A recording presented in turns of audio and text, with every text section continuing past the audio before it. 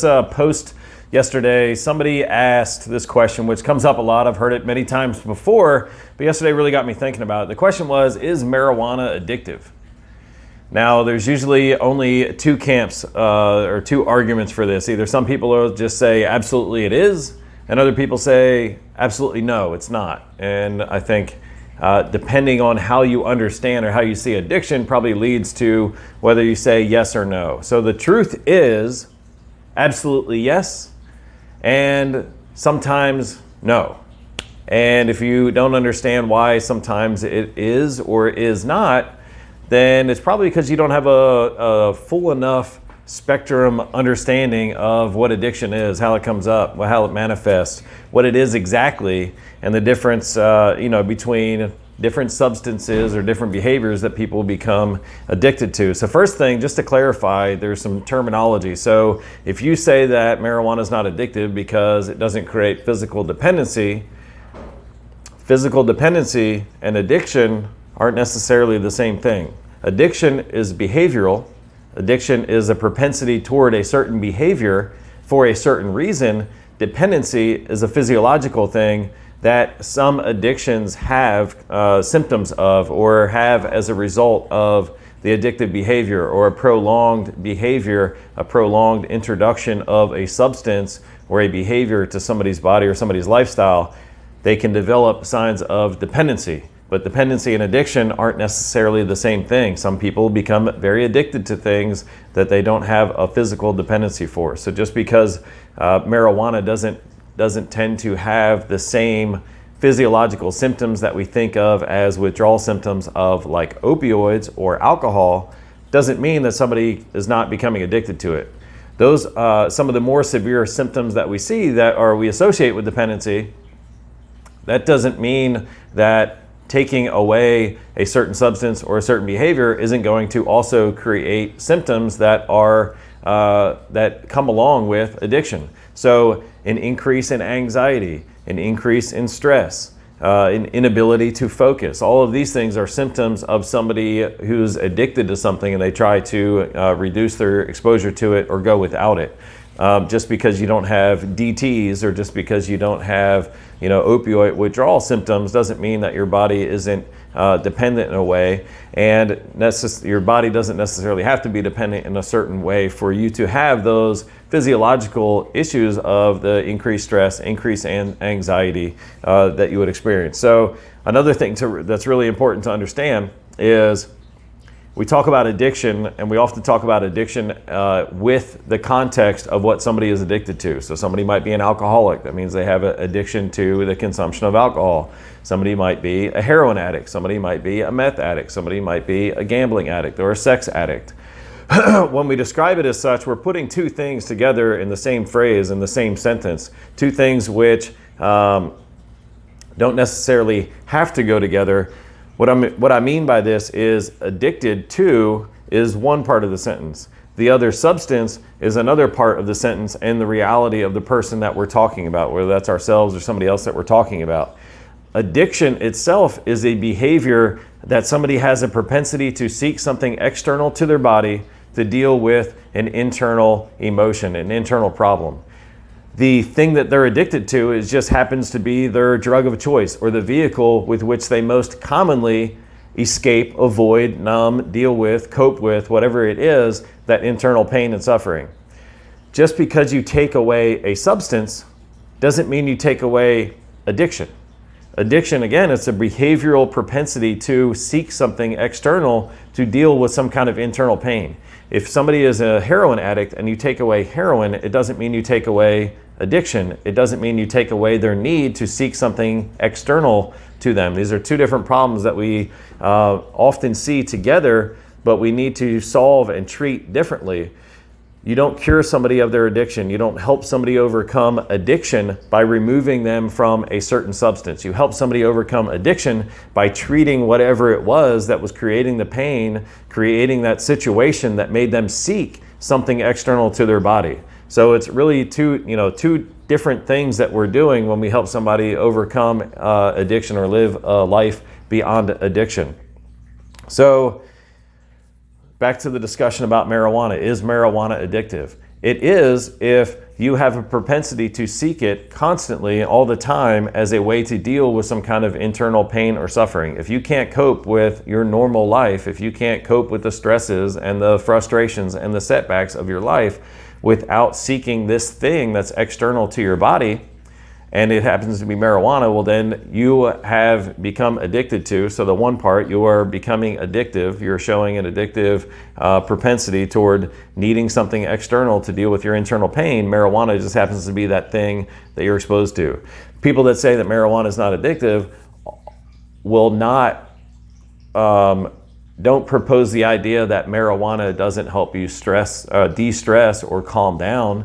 Or help you mentally escape or help you deal with things. There's not, people that say it's not addictive don't also say that it doesn't, admit that it has these abilities to help you de-stress. If something has the ability to change your body chemistry, to release dopamine, to help reduce cortisol in your body, then it can be a substance or a behavior that becomes addicted. If you're addicted because you keep going to this thing and you rely on this thing just to deal with the normal stresses of life, and you're smoking marijuana or eating marijuana regularly throughout the week just to deal with your normal stresses, then you are demonstrating addictive behaviors towards this thing. So in that case, I would say absolutely it is addictive because you are using it as something to deal with that internal pain.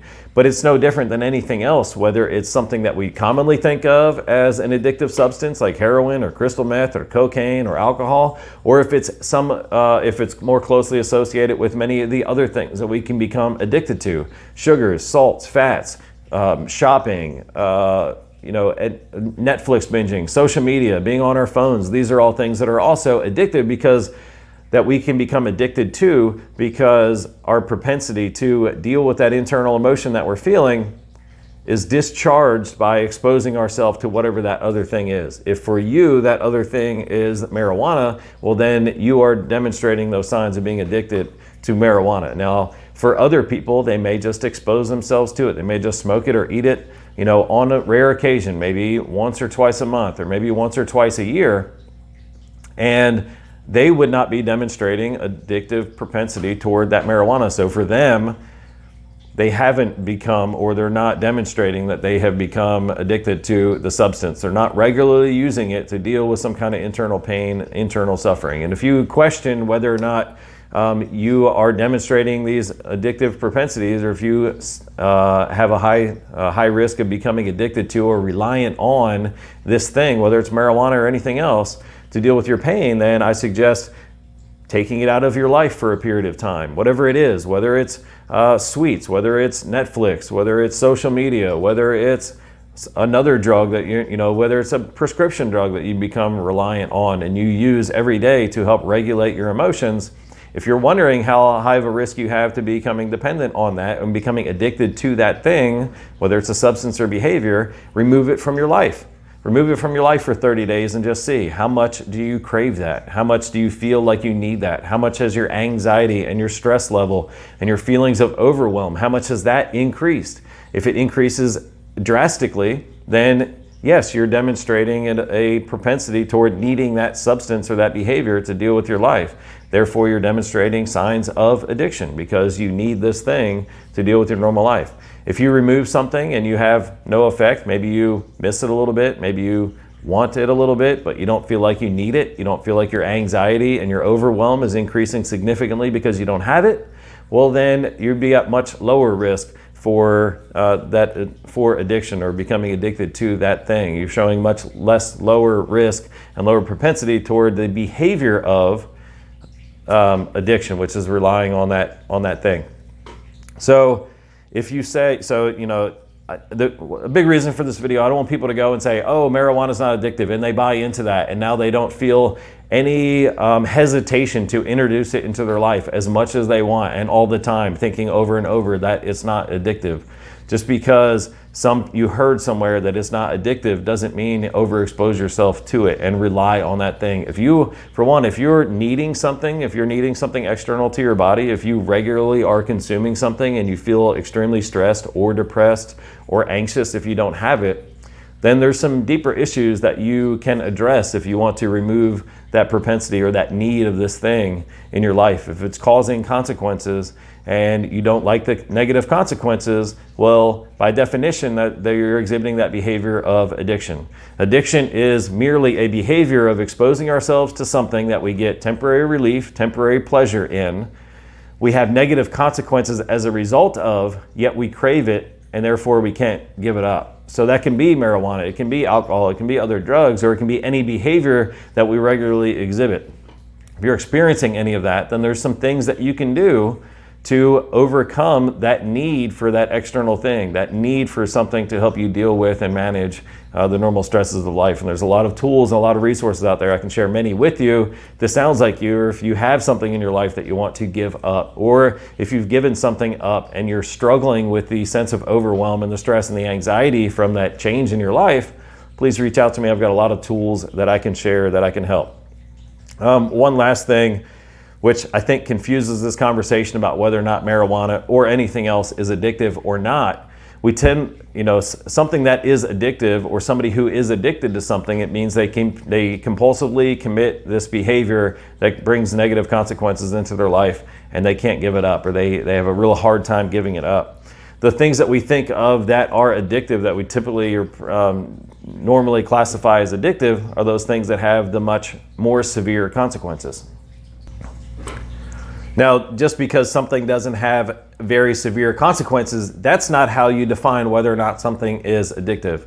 You don't compare two things, one marijuana or one, fast food and crystal meth, and say, well, crystal meth is addictive. Look at all these negative consequences it can create in somebody's life. Or heroin is addictive. People steal for it. People do terrible things for it. They change their value system for it just to get it. Of course, it's addictive.